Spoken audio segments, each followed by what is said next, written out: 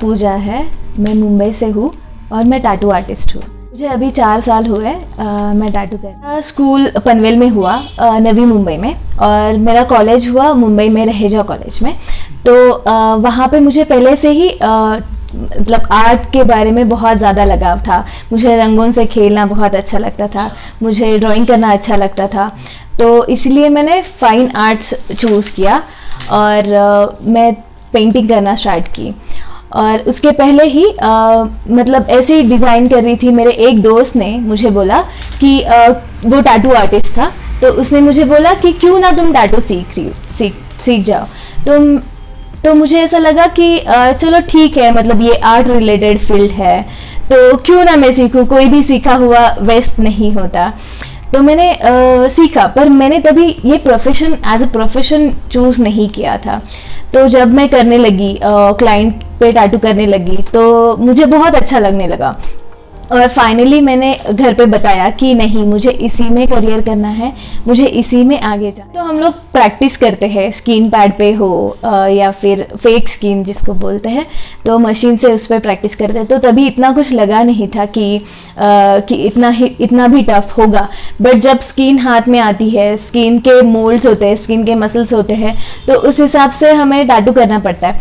पर मेरी दोस्त पे मैंने सबसे पहले टैटू किया था, तो इतना डर नहीं था, पर मज़ा आ रहा था कि वो चिल्ला रहा है और वो चिल्लाना उसका कि पेन हो रहा है, तो वो मुझे मज़ा देता। से मुझे आर्ट का शौक था, बट ये टैटू भी एक फील्ड है और उसमें भी हम कुछ कर सकते हैं आगे बढ़कर, इतना नहीं पता था। तो सबसे पहले ये होता है कि पेरेंट्स को समझाना।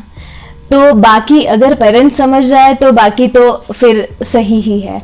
तो मुझे ऐसा था कि हमारे मतलब मैं मुंबई में रहती हूँ, फिर भी वहाँ पे ऐसा है कि नहीं, अगर टैटू मतलब वो बहुत ही कुछ गलत चीज़ है। ये अभी भी वहाँ पे है कुछ जगहों पे, भले वो कितना भी क्रेज़ हो मुंबई जैसे मेट्रो सिटी में, बट फिर भी। तो मेरे घर वाले भी एकदम सिंपल है, तो उनको नहीं मतलब हुआ कि ये टैटू फील्ड उनको समझ ही नहीं आ रही, उनको रास ही नहीं आ रही। तो मैंने उनको समझाने की कोशिश की, तो स्ट्रगल तो वहीं से स्टार्ट हुआ। तो उन्होंने नहीं माना, बट जैसे जैसे मैं आगे बढ़ती गई, 1 साल हुआ, 2 साल हुआ, तो तब जाके उनको पता चला कि चलो हाँ ठीक है, इसमें है। बट फिर भी कभी ना कभी ऐसा होता है कि नहीं, लड़की है, लड़की टैटू बना रही है, तो पता नहीं किन क्लाइंट को मिलेगी और लोग कैसे होंगे। तो ये सब चीज़ें होती है, बस वही मुझे स्ट्रगल लगता है। बाकी तो मैं 26 साल की हूँ और शादी के बारे में मतलब इंडियन पेरेंट्स ऐसा होता है कि लड़की 23 साल की हुई नहीं, मतलब कभी 18, किन जगहों पे तो 18 साल में ही शादी करवा देते हैं। स्कूल हुई नहीं, कॉलेज हुआ नहीं कि शादी हो गई। पर 22-23 साल हमारे यहाँ पे रुकते हैं और बोलते हैं। तो मतलब तब से मुझे घर से बोला जा रहा है कि नहीं, शादी के बारे में सोच। बट कभी इतना ज़्यादा दबाव नहीं आया कि तो ठीक है, तेरा प्रोफेशन अलग है, तो तुझे समझने वाला, तेरे काम को समझने वाला लड़का तुझे चाहिए। तो वही बात है। तो ऑब्वियसली शादी लड़की को तो ज़्यादा होता है, शादी के बारे में घर वाले पूछते हैं। 2019 में मैं जब कश्मीर गई थी, तो मैंने मतलब बचपन से मुझे बहुत ज़्यादा फैसिनेशन था कश्मीर के बारे में।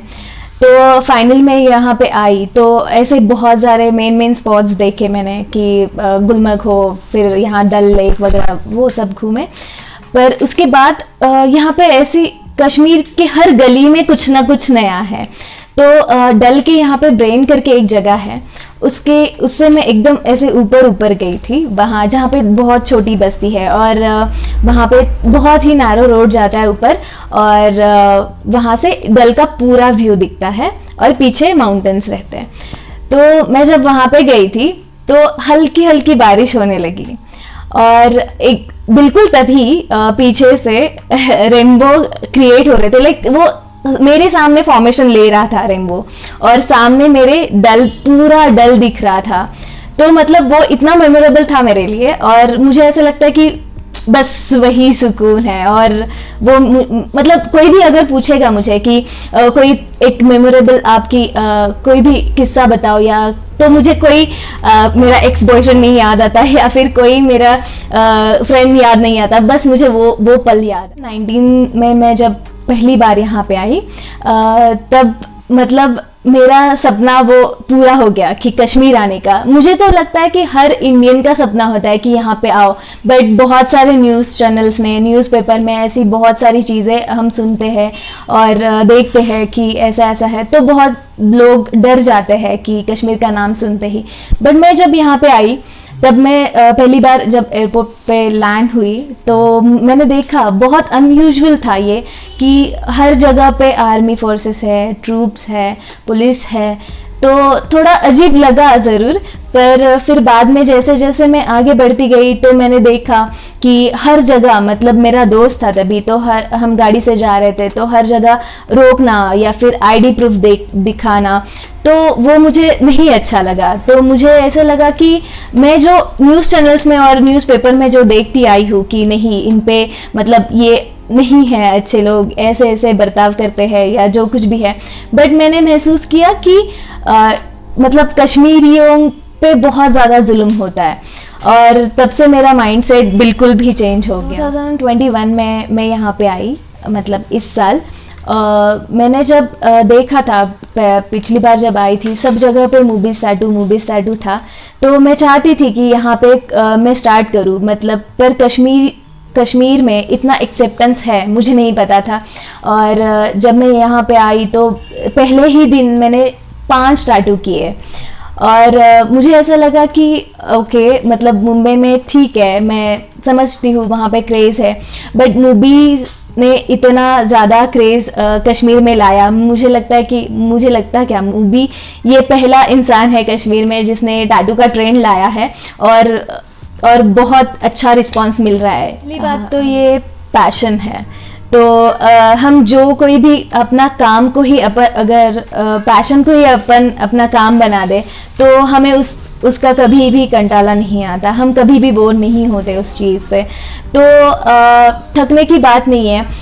कभी कभी बहुत बड़े बड़े अगर टैटू रहेंगे तो ऑब्वियसली मतलब गर्दन पेन करती है, कमर पेन किया, ऐसा कोई नहीं है। तो मैं जब कभी भी टैटू बनाती हूँ तो मैं खुद कंफर्टेबल होती हूँ और क्लाइंट्स भी कंफर्टेबल होते हैं, पर मैं यहाँ पे आके मैंने देखा वो एक हया होती है, तो वो मैंने देखी। हाँ, कोई भी लड़का आता है यहाँ पे टैटू बनाने तो मुझसे ज़्यादा शायद वो शर्माता होगा कि नहीं, मतलब कहीं पे भी निकालना है तो थोड़ा पीछे होके ऐसे, तो ये बात मैंने यहाँ पे नोटिस की है।